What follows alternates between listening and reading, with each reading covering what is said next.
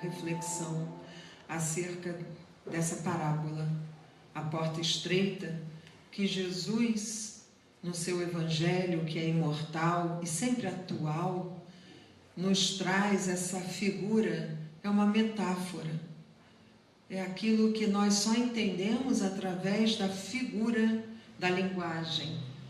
Porém, quando nós começamos a espiritualizar o nosso ser, os nossos ouvidos, o nosso olhar, o nosso sentimento, quando nós começamos a nos despir da materialidade, é claro que isso é demorado, leva várias reencarnações, mas quem sabe nesta já começamos a dar o primeiro passo.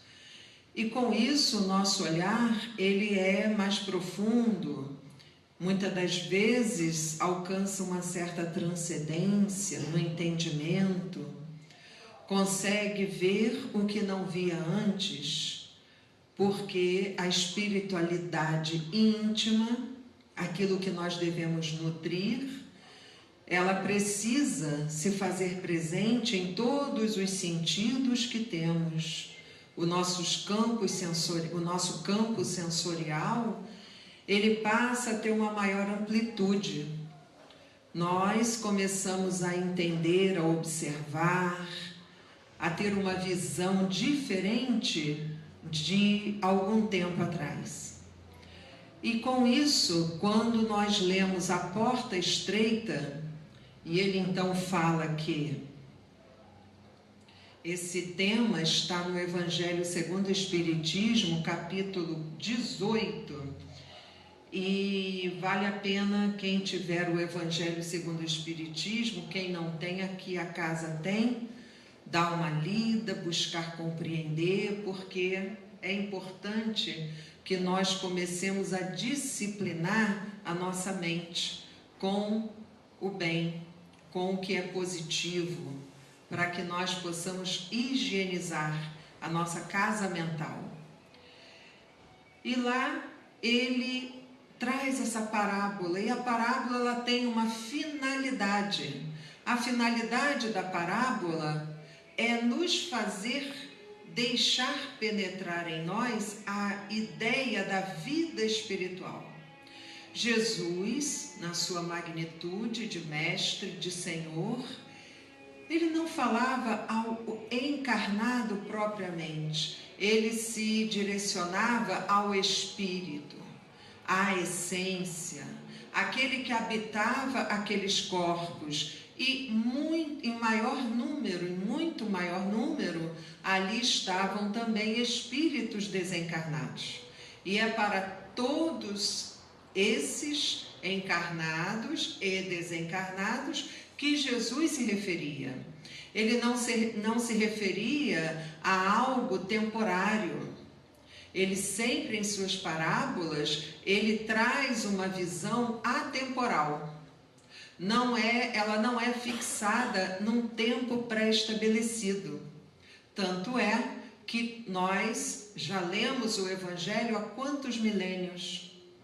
E até hoje nós continuamos a ler, continuamos a buscar entendê-lo, e sempre há inúmeras visões, porque é como se fosse um brilhante, onde tem várias faces, e essas faces brilham para todos os lados, e nós, na nossa capacidade intelectual, mas principalmente moral, conseguimos perceber as particularidades de certos aspectos desse grande brilhante.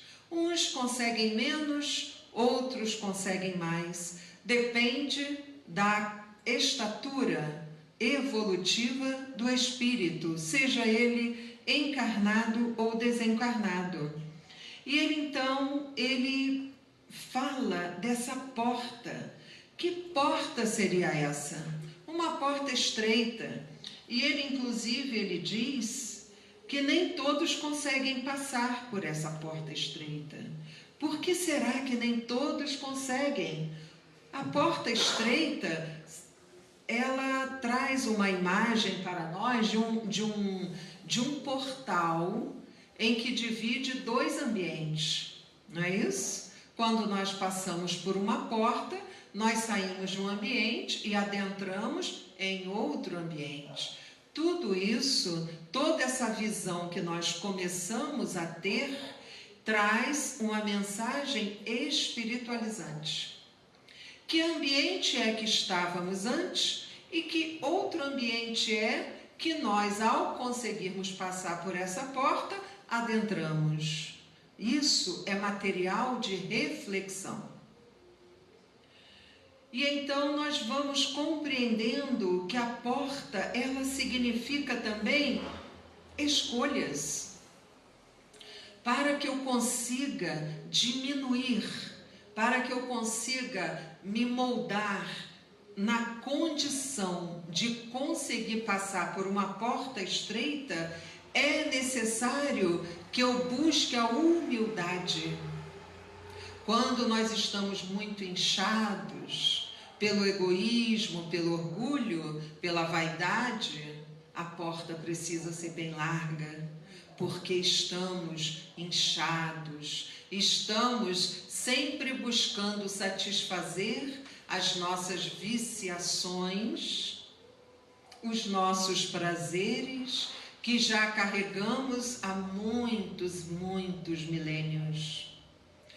Então, é preciso que nós comecemos a entender o que fazer, quais escolhas tomar, quais medidas devo eu e cada um aqui tomar para conseguir por essa porta. O que de fato representa essa porta? Mas ele diz que a porta larga, ela é muito espaçosa e muitos conseguem se conduzir por essa porta larga, porém se perdem. Como assim? Passam por uma porta mais cômoda, mais confortável, mas se perdem? Perder o quê? Percebam que tudo aí é uma linguagem figurada. É preciso que nós estejamos atentos à mensagem que está ali embutida, bela e imortal, porque as palavras de Jesus, elas não são para aquele momento, ou para esse, ou para aquele outro, é para todos os momentos de nossa existência.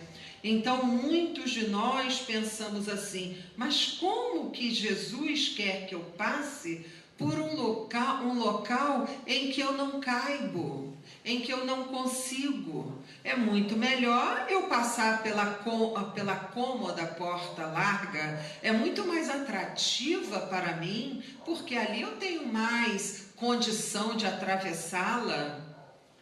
Poderíamos então dizer que a porta larga poderia representar tudo aquilo que me atrai, todas as paixões que me dirigem. Não são as paixões que eu consigo dirigir, que nós conseguimos dirigir. Não. É a paixão que já se tornou tão fortalecida que ela tomou conta do espírito. E aí ela se torna má por isso. Porque a paixão em si, ela é neutra. Um cientista, um médico, alguém ligado ao bem, ele trabalha com paixão. Por quê? Porque aquilo o movimenta, o faz ter mais ânimo para buscar o objetivo e descobrir, por exemplo, a vacina que vai imunizar uma população. Dr. Sabin, por exemplo, ele conseguiu exterminar a doença poliomielite, que fazia com que crianças pequeninas já começassem a ter defeitos na forma do corpo. E ele então ali, empenhado pelo bem, inspirado pelos cientistas do outro lado da vida, embora está tudo interpenetrado, mas é uma forma didática de nós compreendermos, que o inspiravam porque havia uma sintonia entre eles, o encarnado e os desencarnados. Essa grande alma descobriu as gotinhas que a criancinha toma e se liberta. O que o moveu? O que o movimentou? A paixão pela saúde das crianças, da humanidade. Isso fez ele certamente ter noites e noites em claro. Então nós vemos que a paixão em si, ela é neutra. O que depende de nós, no caso nós, humanos, seres cuja razão se faz parte da nossa condição, vai conduzir. De que forma eu devo conduzir isso? Então é muito importante que nós saibamos disso, porque senão cabe a nós uma confusão. Nós começamos a achar que todas as paixões são ruins. Absolutamente. A paixão pela música faz com que o instrumentista busque aquela nota que encaixa, que combina com aquela outra, e ali se faz a musicalidade, a sonoridade que hoje inclusive estão descobrindo, que coisa mais rica para nós, que existe a musicoterapia. Já estão começando a perceber que as ondas sonoras saudáveis, equilibradas, moralizadas, porque nos faz ter pensamentos bons, tem o poder curativo. É muito interessante tudo isso. Mas tudo isso exige uma certa dose de paixão para que haja uma busca, um entusiasmo. Quando nós temos esse objetivo e alcançamos, nós devemos então começar a entender que somos servos de Deus. Estamos trabalhando para a grande obra de Deus. Essa porta que esses irmãos escolheram é a estreita, porque eles conseguiram domar em si as más paixões, as viciações. Não davam mais importância àquele tipo de conduta que antes, como espíritos imortais que são e eram, eles começaram a ver que aquilo não tinha mais sentido. Então, o que aconteceu? Eles se empenharam e vieram então a trazer grandes benefícios à humanidade. Então, meus irmãos, o que será que nos falta para todos nós, para cada um de nós? Na pergunta 909 do Livro dos Espíritos, a espiritualidade nos afirma que o que nos falta é vontade. A vontade é uma potência da alma. A vontade, ela nos ajuda a nos reformar, a mudar a nossa forma de pensar, de agir, de falar. Então, a vontade bem dirigida, conduzida pelo Espírito, começa aí uma outra caminhada evolutiva.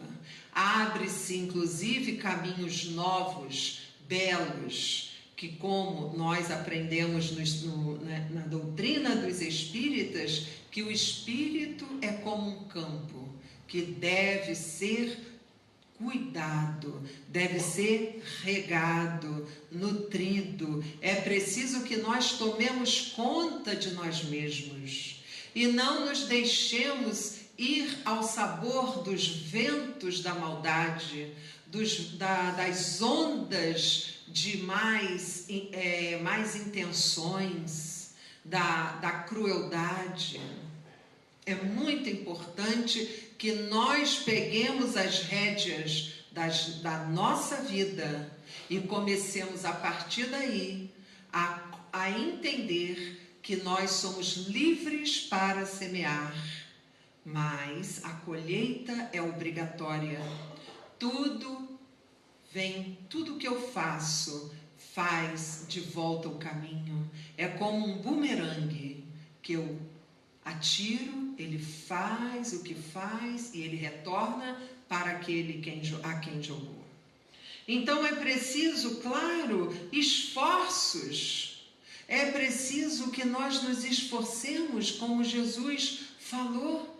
É preciso se esforçar para que nós possamos vencer. Mas vencer o quê? As nossas más inclinações. Espíritos que somos multimilenares, temos, conforme a Joana de Ângeles nos explica, que é mentora de Divaldo Franco, nós temos o homem velho, que é quem? O que é o homem velho? É aquele eu antigo que, ao longo dos milênios das experiências reencarnatórias e também fora do corpo, nós vamos acumulando determinados mofos morais. É preciso limpar. Como que se limpa? Aí entra o esforço de cada um, a vontade dirigida de cada um de nós. É isso que o Evangelho nos ensina e nos convida a fazer. Não é fácil, mas também não é tão difícil assim. Porque quando nós começamos a ter um pequeno movimento da alma em favor do bem, nós percebemos que somos muito ajudados. Um movimento faz com que a espiritualidade sadia, a espiritualidade gentil e amorosa, que trabalha para Jesus, ela vem ao nosso esforço, percebendo o nosso esforço, vem ter contato conosco e começa ali a movimentar outras energias, favorecendo. Claro, o espírito se esforça, mas quando se esforça, há sempre aquela ajuda muito eficaz dessa espiritualidade que não está de braços cruzados. Eles estão atentos. Os espíritos responsáveis por nós, porque todos nós temos uma programação e nós não estamos aqui de recreio. Nós não estamos de férias. Ninguém vem do plano espiritual com todo um planejamento elaborado para um planeta de provas e expiações, no qual a humanidade se encontra com a parte intelectual mais avançada e a moralidade bem menos avançada. Não que nós não tenhamos melhorado, mas esses dois aspectos, esses dois traços importantes não estão no mesmo nível. A intelectualidade está muito além e a moralidade, ela está muito abaixo. E esse desnível está trazendo grandes conflitos entre nós. Voltando ao Dr. Sabin, quando ele entregou à humanidade as gotinhas que salvam as crianças, falaram para ele assim, os laboratórios correram para ele. Vamos, quanto que o senhor quer? Quanto vamos ganhar? Só pensavam no lado material. Não que não haja necessidade. Não, o Espiritismo não condena o lado material, mas há de ter o devido valor, como tudo na vida. Nós não podemos exacerbar, nossa, isso é muito mais valoroso do que... Não, tem o seu valor, mas não é mais do que outras coisas. Por exemplo, a fidelidade a um amigo, a coisa mais valorosa? Talvez do mesmo nível, mas como isso é valoroso. Quando nós somos fiéis ao amigo, à amiga, ao cônjuge, ao nosso pai e à nossa mãe. Isso já é uma diminuição no sentido da materialidade, em que nós ainda alimentamos muitas das vezes para que consigamos passar por essa porta estreita. Então, se nós somos cônjuges, sejamos bons cônjuges, honestos, com a certeza para que dê certo a nossa união. Se por acaso ocorre alguma coisa que não tem como dar continuidade, algo muito sério, aí é diferente. É preciso fazer uma reflexão aprofundada. Na doutrina dos espíritos existem vários tópicos relacionados a tudo que nos toca, como seres que somos na sociedade e também no plano espiritual. Tudo, se nós pensarmos em alguma coisa, vamos procurar. Lá tem um raciocínio extremamente profundo, lógico e com base no amor. Não é aquela lógica sem o amor. É a lógica e o seu fundamento é o amor. Porque é o Espírito buscando a Jesus, porque o Evangelho redivivo é o Jesus de volta. Então, meus irmãos, essa porta estreita é preciso que nós entendamos com maior profundidade. O Simão Pedro, que é um estudioso espírita mineiro, ele faz parte, ou fazia, não sei se ainda faz, parte de um programa chamado Estudando o Evangelho segundo o Espiritismo, pela FEB TV. E ele fala uma coisa que eu achei muito pertinente, muito coerente com isso que nós aqui estamos abordando e buscando no nosso coração a resposta, porque cada um de nós dá a tonalidade, o sabor a toda orientação que recebemos, porque tudo depende do grau evolutivo, interpretativo que temos. Então ele fala que exige, para que nós consigamos passar por essa porta que Jesus nos convida a passar, exige atitude, como já falamos, e também entendimento. É preciso que nós coloquemos uma força necessária. Essa força é espiritual, para que nós possamos alcançar aquilo que nós esperamos, que é passar por essa porta. Então ele fala que é muito importante que nós pensemos: se eu tenho que passar por essa porta, o que eu preciso fazer? Quais são os itens que eu preciso buscar compreender? É o entendimento. E aí exige o quê? Estudo, reflexão. A casa espírita é um hospital, porque todos nós estamos em tratamento. Os espíritos superiores nos veem como irmãos em tratamento. Todos nós estamos nos tratando, mas ela também é uma escola. Isso que nós aqui estamos fazendo é um momento em que estamos recebendo instrução, não da Ana Maria, da Dona Laura, do nosso querido Aureli e de outros irmãos, não. O que nós aqui estamos buscando passar é o que a doutrina espírita, o espiritismo nos esclarece.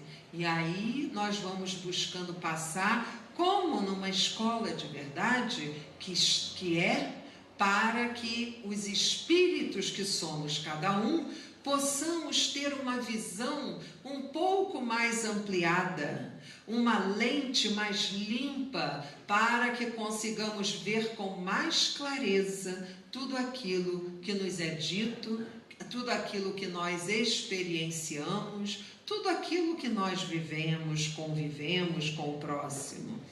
E a atitude? A atitude que ele fala aqui, que é o segundo esforço dentro do entendimento dele, é preciso que nós tenhamos as forças do sentimento e do comportamento. Não é só entender, é preciso aplicar aquilo que entendeu.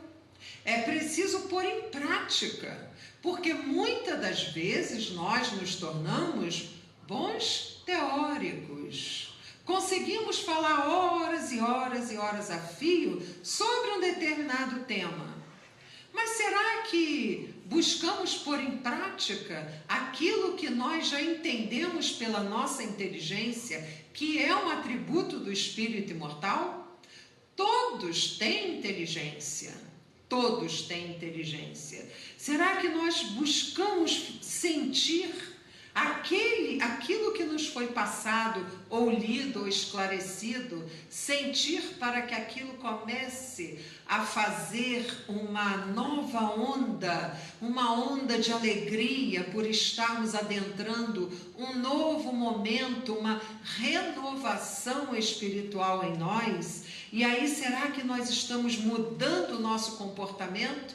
Porque só vamos renovar o comportamento se conseguirmos sentir. Sentir é diferente de entender. Nós conseguimos entender porque todos nós temos inteligência.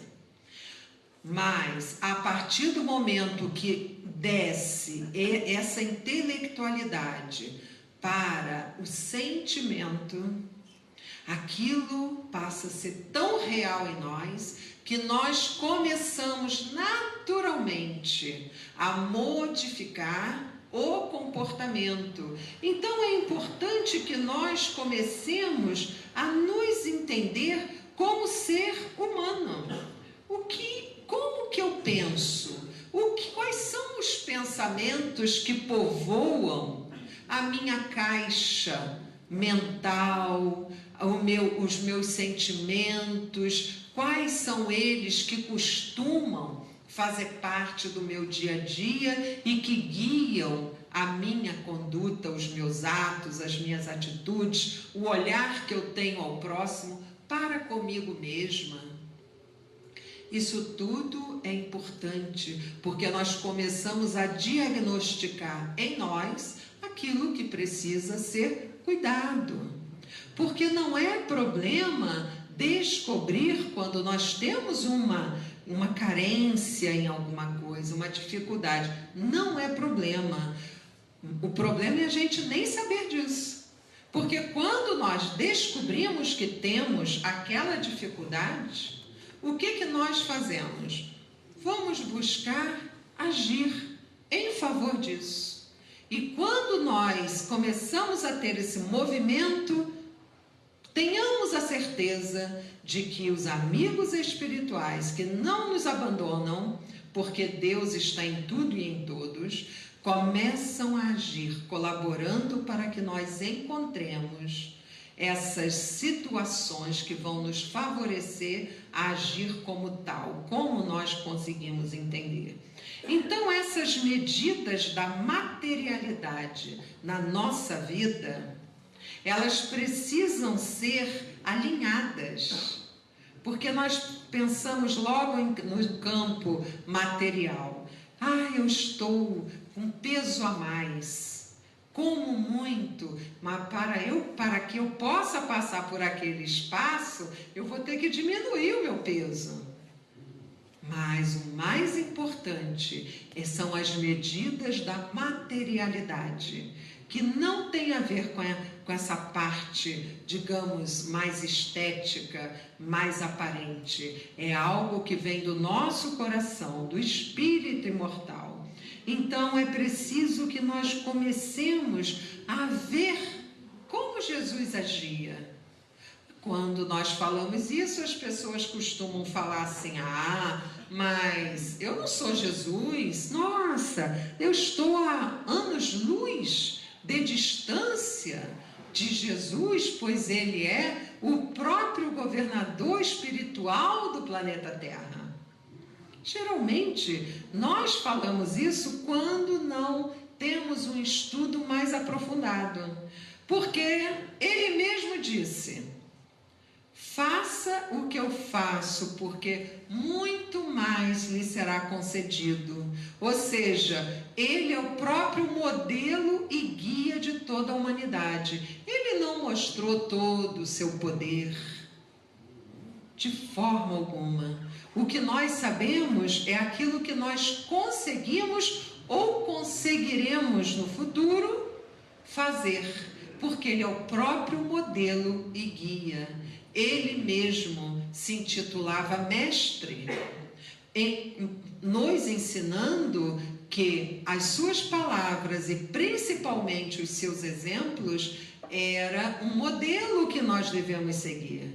Então é muito importante que nós comecemos a olhá-lo, não com aquele olhar antigo dele na cruz, que é uma beleza esse momento, como aqui nos foi lido pelo seu Osmar.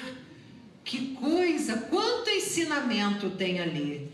Mas é importante que nós o vejamos como um grande mestre, o mestre do amor, o mestre da atitude saudável, o mestre do sim, sim, não, não, dando assim uma autonomia, uma seriedade a cada um de nós. Então, nós devemos sim buscar espiritualizar os nossos sentimentos, porque ele mesmo nos demonstrou isso e ele juntou, uniu todos os mandamentos que Moisés nos trouxe em dois: amar a Deus sobre todas as coisas e ao próximo como a si mesmo, ou como eu vos amou. Ele se colocando ali, não por orgulho, não por vaidade, mas como mestre que ensina, porque ele sabe da nossa condição.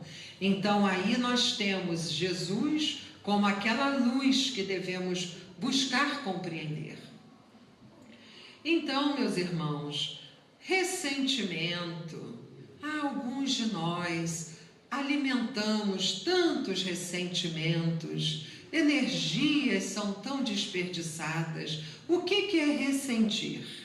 É sentir de novo.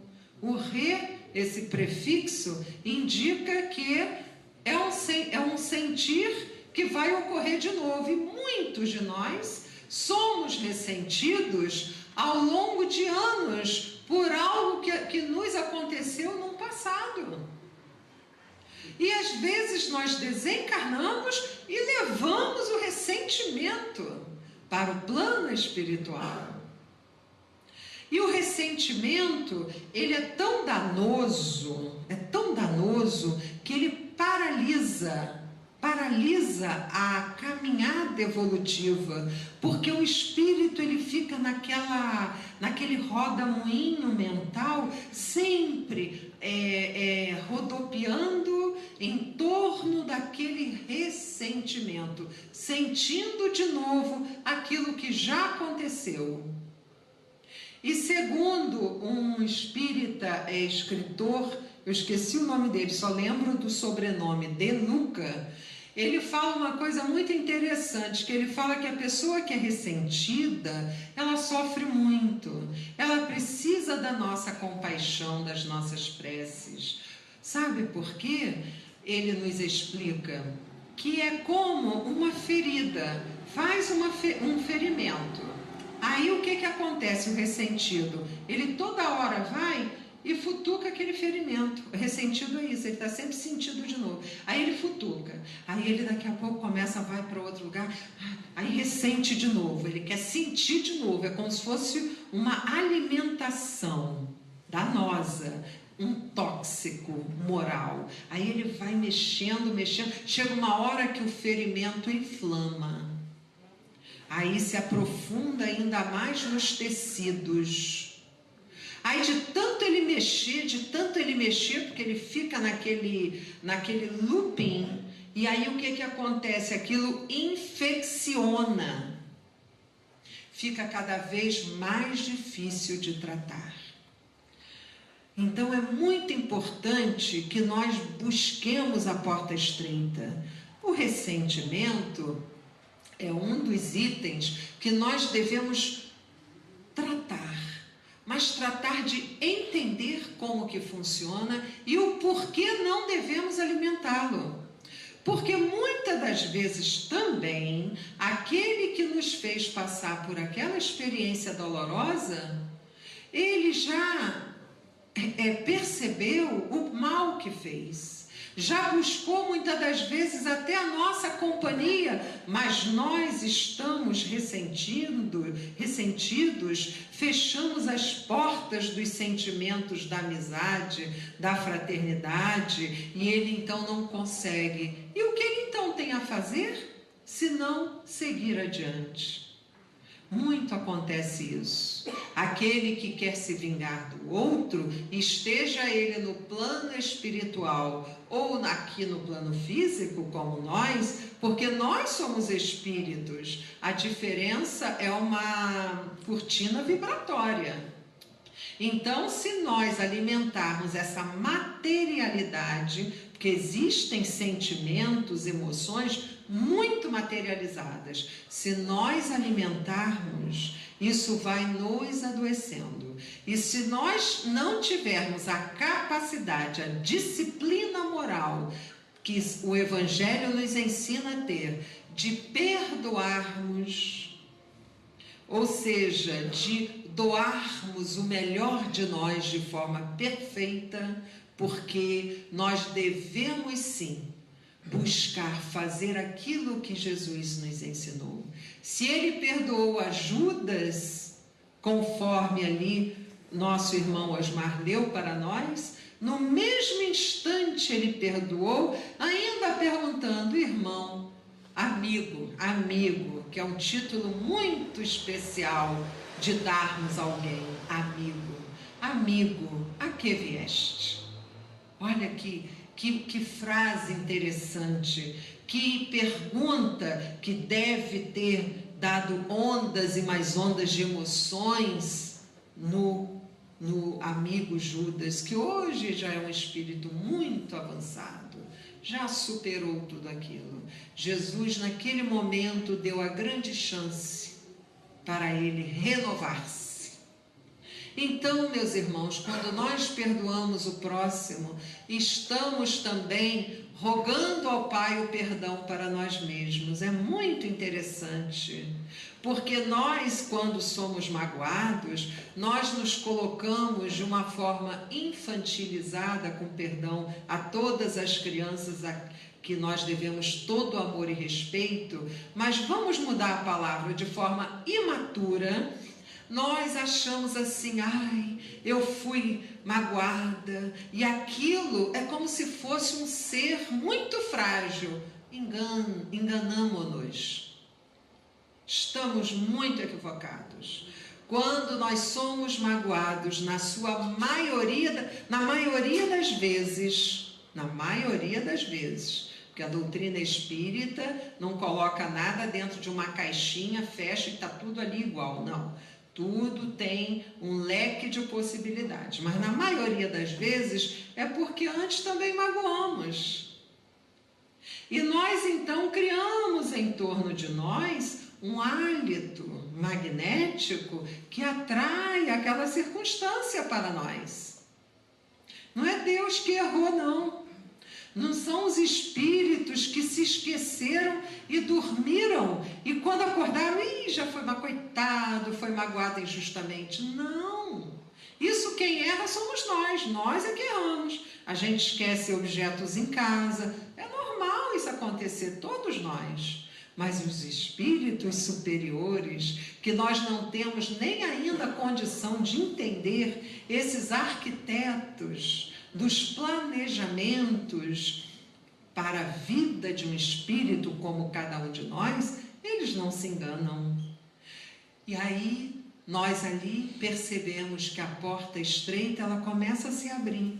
É na crise, no Ceifa de Luz, lembrei agora, no livro Ceifa de Luz, Emmanuel nos ensina que a porta estreita de Jesus se traduz, ela como que ela começa a abrir no momento de crise que vivemos.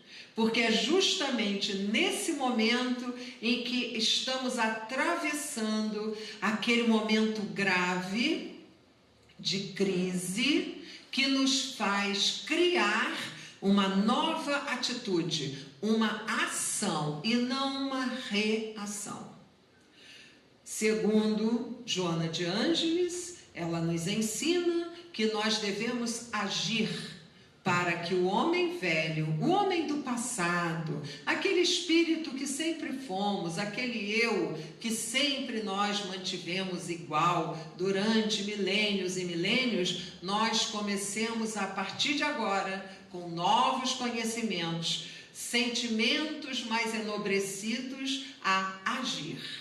Eu sempre quis revidar quando me magoavam. Me magoou, vou magoar também. Me ofendeu, vou ofender também. Isso é reação, ou seja, é reagir, é agir de novo. A Joana fala, não, agora é outro momento. Agora é o momento da ação, agir diferente. Eu sempre revidei, eu sempre quis me vingar, mas agora com o conhecimento que eu tenho, peraí, deixe eu parar um pouco, deixa eu fazer uma prece. Deixe-me ligar, jogar aquele fio luminoso e pedir a espiritualidade bondosa, amiga, gentil, para me ajudar a ter um raciocínio mais leve, mais fluido, mais limpo. Aí vem aquela ideia sempre favorável à caminhada. Perdoe, porque você também já magoou. Na oração dominical de Jesus, tem lá, né, aquele pedacinho, quando ele fala, como é que ele fala? Alguém lembra da frase?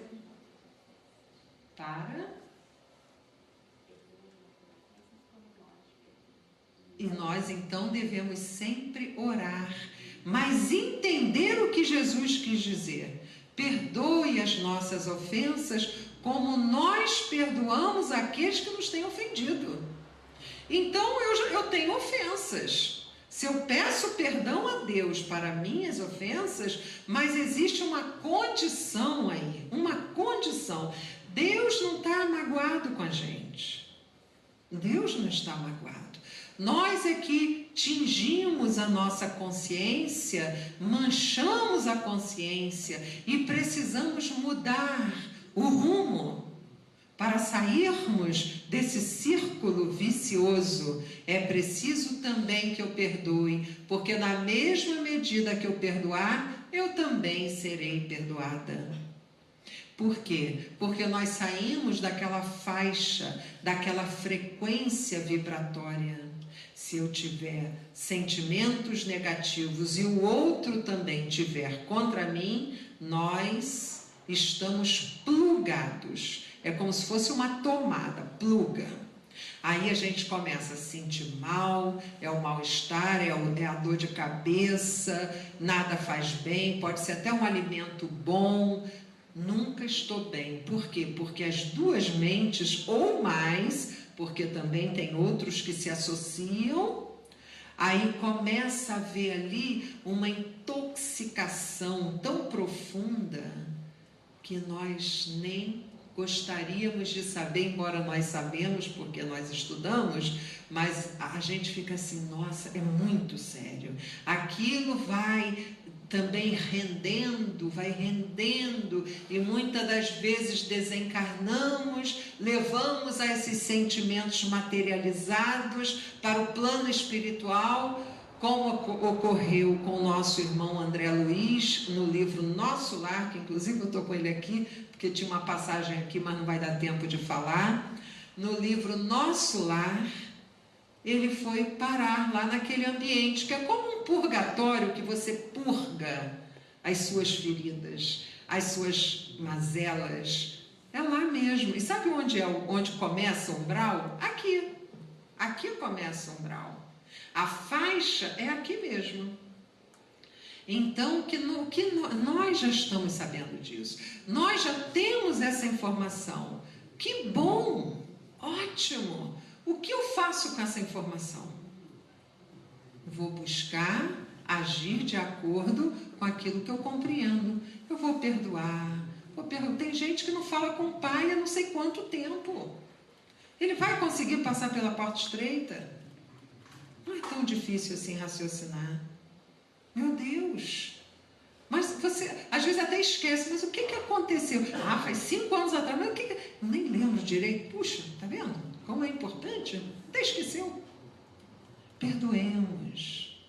Quem sabe nós, num passado ainda mais distante, também não provocamos aquele mal-estar que veio trazer consequências na atual existência física. Então, a materialidade dos nossos sentimentos vale a pena nós identificarmos. Mas não para a gente começar a se autoflagelar. Nossa, como eu sou pequena. Ai, nossa, tá vendo? Não, eu não tenho evolução nenhuma. Não. Nós somos perfectíveis. Nós não somos perfeitos. Isso não. Isso vai demorar muito e muito tempo. Mas nós podemos nos aperfeiçoar, nos aprimorar. Isso sim, é um dever nosso.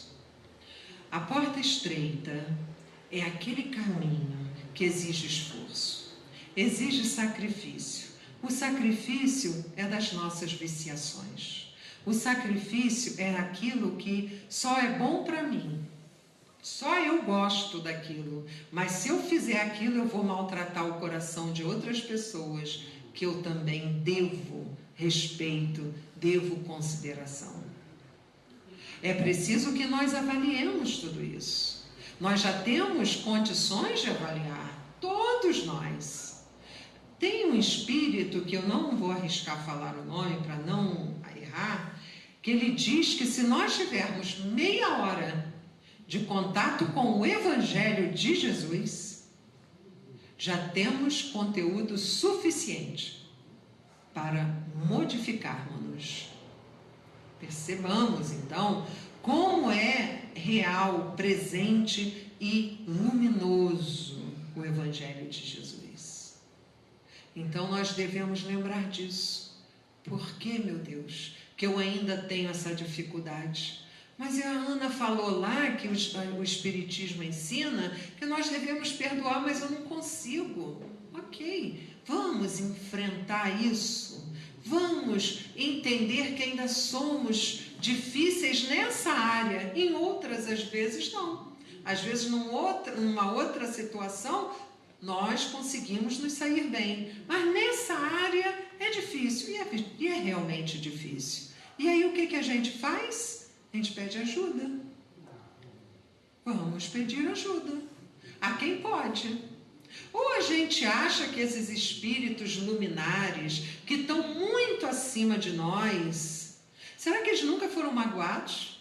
Será que eles nunca passaram pelas experiências que nós passamos, já passamos, estamos passando e certamente vamos continuar passando por um bom tempo? Claro que sim. Por isso que eles nos entendem com profundidade. Porque eles olham para a gente e eles pensam assim: eu já vivi isso. Eu já passei por isso. Então eles compreendem com uma condição profunda, mas eles têm compaixão porque eles lembram o quanto eles sofreram quando eles não conseguiram sair daquela rota que era sempre a mesma. Então o que eles fazem? Quando eles percebem nós e quando nós pedimos em oração com humildade: ajude-me, eu sinto ainda essa negatividade, isso me faz mal, me ajude. Eles vêm e ajudam. Não tenhamos dúvida.